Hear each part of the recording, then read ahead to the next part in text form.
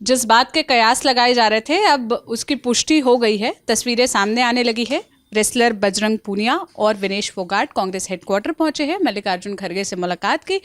मल्लिकार्जुन खड़गे का ट्वीट भी आ गया कि चक दे इंडिया चक दे हरियाणा। मतलब रेसलर विनेश फोगाट और बजरंग पूनिया अब कांग्रेस ज्वाइन कर ही लिए हैं। आधिकारिक घोषणा बस बाकी है विकास जी, या वो भी हो चुकी है? क्या अपडेट है अभी रिसेंट?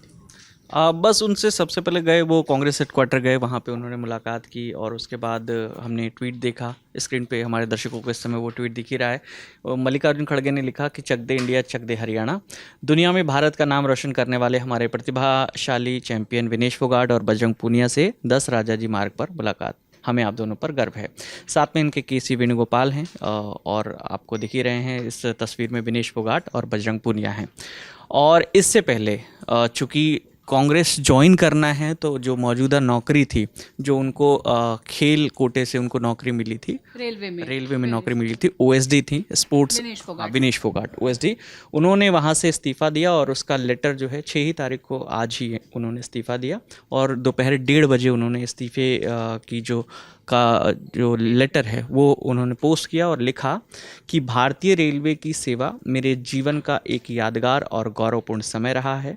जीवन के इस मोड़ पर मैंने स्वयं को रेलवे सेवा से अलग करने का निर्णय लेते हुए अपना त्यागपत्र भारतीय रेलवे के सक्षम अधिकारियों को सौंप दिया है। राष्ट्र की सेवा में रेलवे की ओर से मुझे दिए गए इस अवसर के लिए मैं उनकी हमेशा आभारी रहूँगी।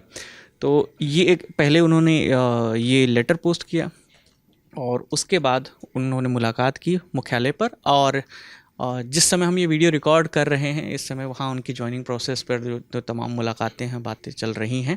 और 4 तारीख को हमने देखा था कि राहुल गांधी से मिलने पहुँचे थे या दोनों खिलाड़ी सवेरे सवेरे गए थे और उसकी एक तस्वीर भी आई थी, वो भी हमारे दर्शकों को इस समय स्क्रीन पर नज़र आ रही है। तो और उसके बाद से कयास ये लगाए जा रहे थे कि जो हरियाणा में विधानसभा चुनाव होने हैं उसको लेकर जब कांग्रेस की लिस्ट जारी होगी और लिस्ट में नाम आएगा, हालांकि उसके बाद जब लिस्ट आई उस लिस्ट में नाम नहीं था, लेकिन जो चर्चा चल रही है कि किस सीट से लड़ेंगी, तो देखिए अलग अलग तरीके की चर्चा है। विनेश फोगाट को कहा जा रहा है कि वो जींद ज़िले की जुलाना सीट से उनकी दावेदारी मानी जा रही है। हालांकि बबीता फोगाट को बीजेपी ने टिकट नहीं दिया है। बबीता फोगाट यहाँ से लड़ती आई हैं, जो उनकी चचेरी बहन भी हैं, वो बीजेपी में हैं। और अब कहा जा रहा है कि दादरी सीट का ऑप्शन भी उनके लिए खुला हुआ है। तो 2 सीट दादरी में ही विनेश फोगाट का जन्म भी वहाँ जन्म भी हुआ है। और उसके अलावा यही कहा जा रहा है कि दादरी से या तो लड़ सकती हैं और जुलाना का ऑप्शन भी उनके लिए खुला है। दोनों में से जहाँ से चाहे पार्टी उनको टिकट दे। और एक चीज़ ये भी कही जा रही थी कि बजरंग पूनिया बादली से टिकट मांग रहे थे, लेकिन कांग्रेस चाह रही थी कि उनको किसी जाट बहुल सीट से उतारें ताकि जो उनकी पॉपुलैरिटी है उसको वो भुना सके, सीट में कन्वर्ट कर सकें। लेकिन इस बीच एक खबर ये भी आ रही है अभी सोर्सेस के हवाले से, जो कांग्रेस सूत्र हैं उनके हवाले से ये खबर आ रही है कि बजरंग पूनिया को संगठन में जिम्मेदारी दी जाएगी, टिकट नहीं दिया जा सकता है, ऐसी भी बातें हो रही हैं। और वो पूरे हरियाणा में पार्टी के लिए प्रचार करेंगे, स्टार कैंपेनर की तरह उनका इस्तेमाल किया जा सकता है।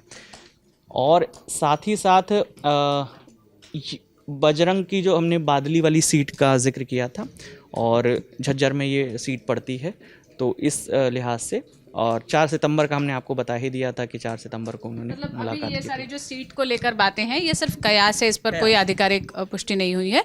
लेकिन बजरंग और विनेश ये दोनों कांग्रेस ज्वाइन करने पहुंचे, हेडक्वार्टर पहुंच चुके हैं और वो प्रोसेस अभी चल ही रहा है। कुछ ही देर में तस्वीरें आ भी जाएंगी जहां वो ऑफिशियली कांग्रेस ज्वाइन करते हुए हमें दिख भी जाएंगे। इस बीच में साक्षी मलिक का बयान सुनना बेहद ज़रूरी है।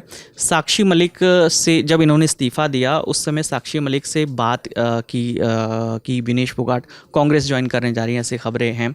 तो साक्षी मलिक ने कहा कि ये उनका पर्सनल फैसला है, कहीं ना कहीं हमें त्याग करना पड़ेगा, बाकी जो आंदोलन था उसको गलत रूप ना दिया जाए, मैं आज भी डटकर खड़ी हूँ। ये आंदोलन हमारे दर्शकों को याद है कि ये महिला पहलवान जो हैं, महिला रेसलर्स ने तत्कालीन WFI के जो प्रेसिडेंट है ब्रजभूषण शरण सिंह, उस समय सांसद भी थे कैसरगंज से, और उनके ऊपर यौन उत्पीड़न के आरोप लगाए थे। उस मामले में सुनवाई चल रही है।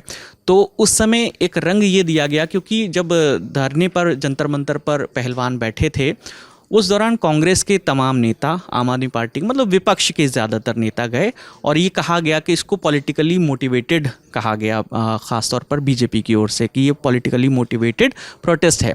और फिर जब हमने देखा कि विनीश डिस्क्वालीफाई हुई जब ओलंपिक्स में गई थी और गोल्ड के लिए उनका मैच होना था और उनका वज़न 100 ग्राम बढ़ गया था और डिस्क्वालीफाई हो गई थी, उसके बाद भी विपक्ष की ओर से जिस तरीके से उनके समर्थन में बातें की गई, तब भी ये कयास लगाए गए। और फिर जब वो भारत लौटी, एयरपोर्ट पर जो स्वागत हो रहा था और उस दौरान दीपेंद्र हुड्डा उनके साथ बैठे थे। हालांकि कांग्रेस ने ये तर्क दिया कि दीपेंद्र हुड्डा तो पहले भी जो खिलाड़ी आए उनके स्वागत के लिए भी इस तरीके से जाते रहे, तब भी ये कयास लगा लिए गए थे कि अब ये चुनावी मैदान में उतरने वाली हैं। और अब जो आरोप लगाया कि साक्षी मलिक ने कहा ना कि इसको गलत रूप ना दिया जाए, कि ये ना माना जाए कि विपक्ष के द्वारा प्रायोजित हमारा प्रोटेस्ट था, हमारी मांगे जारी रहेंगी, ये उनका पर्सनल फैसला है। साक्षी मलिक ने ये भी कहा है कि हमें भी ऐसा ऑफर आया था लेकिन मैंने नहीं माना, या मैंने हाँ, हम पूरा उनका बयान एक बार सुनवा देते हैं हमारे दर्शकों को। ये उनका व्यक्तिगत फैसला है, पर्सनल चॉइस है उनकी कि वो पार्टी में जाना चाहते हैं। बाकी मेरा मानना ये है कि कहीं ना कहीं हमें त्याग कर देना चाहिए। और बाकी जो हमारा जो आंदोलन था, जो बहन बेटियों की लड़ाई थी, वो उसको गलत रूप ना दिया जाए।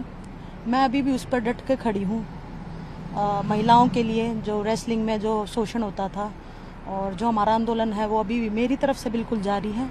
मेरे पास भी ऑफर आए बड़े, लेकिन मुझे यूँ था कि मैं जिस चीज़ से जुड़ी हूँ, जो मैंने एक अच्छी शुरुआत की है, मैं उसको पूरा लास्ट तक लेकर जाऊँ। धरना शुरू करा जब से मेरा मकसद नहीं था कि मैं किसी पॉलिटिकल पार्टी से हूँ। बड़े एलिगेशंस आए कि किसी पॉलिटिकल पार्टी के उससे बैठे हो या किसी के इन्फ्लुएंस से बैठे हो, लेकिन ऐसा नहीं था। जो लड़ाई है वो जेन्युइन है।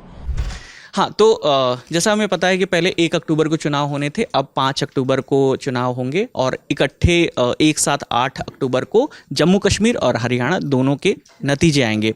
तो 5 अक्टूबर को जो चुनाव होने हैं हरियाणा में, तो लल्लन टॉप की चुनावी यात्रा भी जल्द ही शुरू होने वाली है। तो हम हमारे दर्शकों से चाहेंगे कि किस विधानसभा सीट में चाहते हैं, जो हरियाणा की 90 विधानसभा सीट हैं, हमारे दर्शक चाहते हैं कि हमारी टीम किन सीटों पर आए, उनके नाम लिखिए। क्या खासियत है, क्या उसके पॉलिटिकल मायने हैं, क्यों वो ज़रूरी सीट है, या और किसी ख़ास वजह से।